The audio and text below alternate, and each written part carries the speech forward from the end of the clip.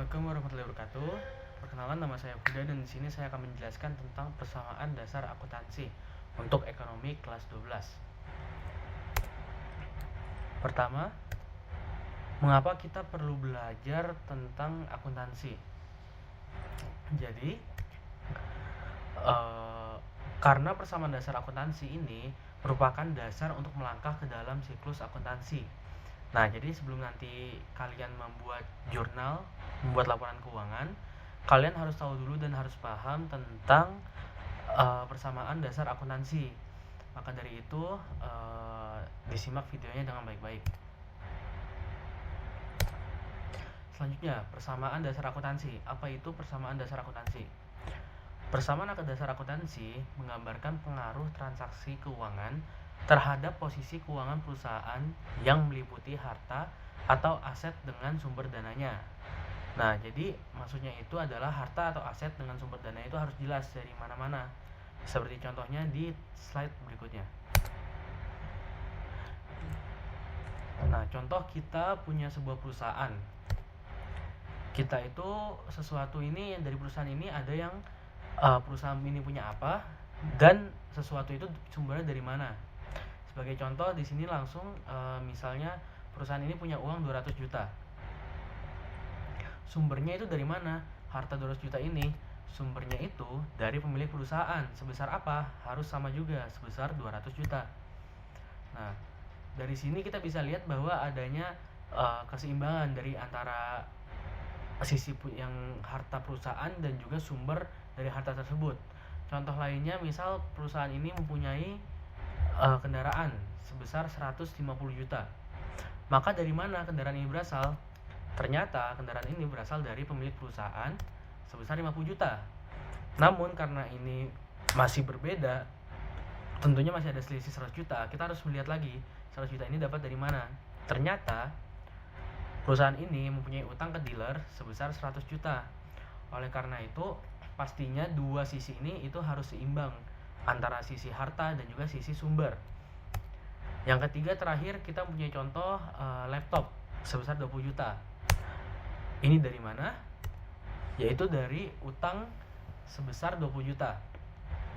Hal ini itu akan menyebabkan keseimbangan di antara sisi harta dari perusahaan tersebut dan juga sisi sumber dari harta perusahaannya. Tidak boleh ada perbedaan di antara dua itu. Jika kita coba untuk jumlahkan di sisi harta, itu kita dapat 370 juta. Dan jika di sisi sumber dari harta tersebut, kita juga akan dapat 370 juta. Hal ini jika kita lihat dalam persamaan dasar itu disebut harta sama dengan utang plus modal. Harta itu harta itu aset dari sebuah perusahaan. Perusahaan itu punya apa? Misalnya punya truk, punya kendaraan, punya laptop. Dan utang plus modal itu sesuatu yang sumber dari harta-harta dari perusahaan tersebut. Kayak contohnya itu utang ke dealer sebesar 100 juta, atau enggak pemilik perusahaan memberi modal dan lain-lain. Maka dari situ kita bisa lihat bahwasanya harta sama dengan utang plus modal itu merupakan suatu rumus yang ada dalam metode pencatatan di akuntansi. Nah, selanjutnya itu kita punya rumus yang tadi, yaitu harta sama dengan utang plus modal, atau bisa dibilang juga aset sama dengan kewajiban sama dengan ekuitas. Jadi maksudnya ini adalah aset ini sama dengan harta dan kewajiban ini itu sama dengan utang, yaitu sesuatu yang kita berkewajiban untuk membayar ke orang lain, dan juga modal itu ekuitas itu sesuatu yang dari pemilik perusahaan. Dan harta atau aset ini itu masuk ke dalam kategori aktiva. Dan utang dan modal ini masuk ke dalam pasiva. Jadi lanjut dulu. Nah, selanjutnya kita mempunyai unsur-unsur persamaan dasar akuntansi.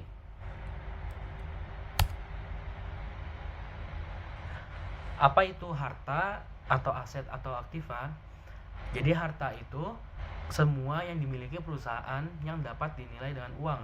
Seperti contoh yang tadi sudah disebutkan, uang cash, terus truk, kendaraan, laptop, barang elektronik, bangunan, itu pun masuk ke harta karena sesuatu itu dimiliki perusahaan dan bisa dinilai dengan uang. Contohnya bangunan kantor itu bisa dinilai dengan uang sebesar misal 5M, laptop bisa dinilai dengan uang sebesar 20 juta. Seperti itu yang disebut dengan harta.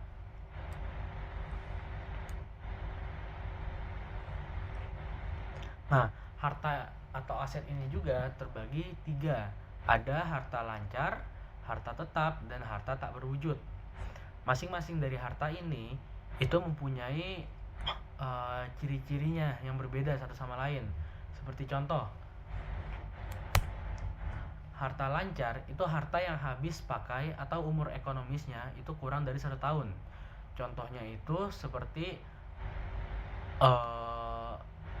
harta perlengkapan itu kurang dari 1 tahun hartanya, kayak contoh odol, mungkin spidol, dan mungkin juga bisa masuk ke dalam harta lancar itu uang cash, ya, sesuatu yang bisa dihabiskan dalam masa ekonomisnya itu kurang dari 1 tahun. Selanjutnya ada harta tetap. Harta tetap ini harta yang tidak habis pakai dalam 1 tahun atau yang umur ekonomisnya lebih dari 1 tahun. Contohnya apa? Contohnya itu adalah seperti gedung dan juga peralatan. Misal nih, kita memakai kelas untuk kita pakai rapat dan lain-lain. Kan setelah kita pakai kelas itu tidak habis kan, cuman hanya saja mungkin bisa jadi ada kerusakan, namun tidak bisa habis secara cuma-cuma, dan juga tidak bisa umur ekonomisnya itu pasti lebih dari 1 tahun bangunan tersebut. Dan juga kendaraan juga pastinya umur ekonomisnya biasanya itu lebih dari 1 tahun. Contoh yang ketiga adalah harta atau aset yang tak berwujud. Jadi apa itu aset tak berwujud? Aset tak berwujud itu adalah aset non moneter yang tidak mempunyai wujud fisik. Contohnya itu adalah seperti hak cipta, lalu hak memproduksi, dan lain-lain. Ini itu sesuatu yang biasanya dibilang aset intelektual biasanya dibilangnya. Jadi ini tuh sesuatu yang copyright. Jadi non moneter itu kayak hak cipta terhadap perusahaan atau tidak seseorang. Nah, lanjut. Di sini itu adanya akun-akun aktiva. Akun-akun aktiva atau akun-akun aset itu ada banyak. Salah satunya yang pertama kita akan ulas masing-masing. Pertama itu ada kas. Kas ini merupakan uang kas lancar. Jadi maksudnya itu uang yang bisa dipakai, misal uang giro, uang yang fiskal yang langsung, yang uang cash yang tunai juga, itu termasuknya kas. Lalu kedua itu ada tanah. Yang ketiga itu ada bangunan seperti kantor dan lain-lain. Yang keempat itu ada wesel tagih. Wesel tagih itu perjanjian untuk menagih hutang. Jadi orang lain mempunyai hutang ke kita dan ada persetujuan untuk membayar hutang tersebut orang lain terhadap kita. Lalu yang kelima itu ada piutang usaha. Hampir mirip dengan wesel tagih, namun bedanya piutang usaha itu seseorang berhutang terhadap kita atas apa yang telah kita lakukan atau atas apa yang mereka pinjam ke kita. Yang keenam itu ada peralatan. Peralatan ini itu sesuatu yang masa pakainya lebih dari 1 tahun atau nilai ekonomisnya itu lebih dari 1 tahun. Contoh dari peralatan ini sendiri seperti bor, atau mungkin speaker, atau mungkin buku. Itu sesuatu yang bisa dipakai lebih dari 1 tahun dan tidak habis dalam 1 tahun. Selanjutnya itu ada perlengkapan. Perlengkapan ini berbanding terbalik dengan peralatan. Jadi perlengkapan ini masa habisnya itu kurang dari 1 tahun. Tadi yang sudah saya katakan seperti spidol, lalu contohnya pensil, lalu contohnya lain pulpen, dan lain-lain. Lalu selanjutnya ada juga beban dibayar di muka. Beban dibayar di muka ini itu suatu beban yang telah kita bayarkan di awal tahun, di awal periode. Seperti contohnya saya sebagai pemilik perusahaan membayar gaji karyawan saya untuk 1 tahun ke depan, maka gaji tersebut itu disebut dengan gaji dibayar di muka. Beban gaji tersebut itu disebutnya dengan beban yang sudah dibayarkan di muka. Itu akan menjadi harta yang dipunyai oleh perusahaan tersebut. Selanjutnya, kita ada utang atau kewajiban atau liabilitas. Jadi, kewajiban merupakan utang atau kewajiban perusahaan kepada pihak lain yang terjadi di masa lampau yang harus dibayar atau dilunasi.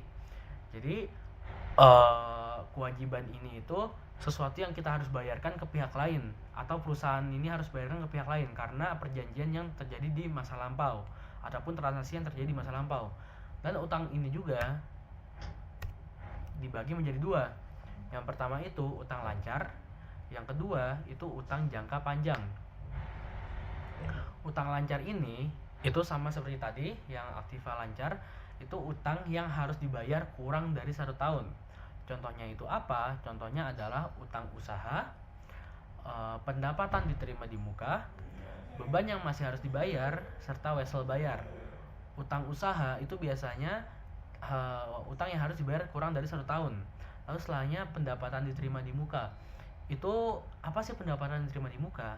Pendapatan diterima di muka itu sesuatu yang kita telah dapatkan, pendapatan yang kita telah dapatkan atas pekerjaan yang belum kita lakukan. Seperti contohnya, saya mendapatkan uang untuk memotong rambut seseorang, namun saya belum potong rambutnya, cuman saya sudah dapat uangnya, maka itu bisa disebut dengan pendapatan diterima di muka.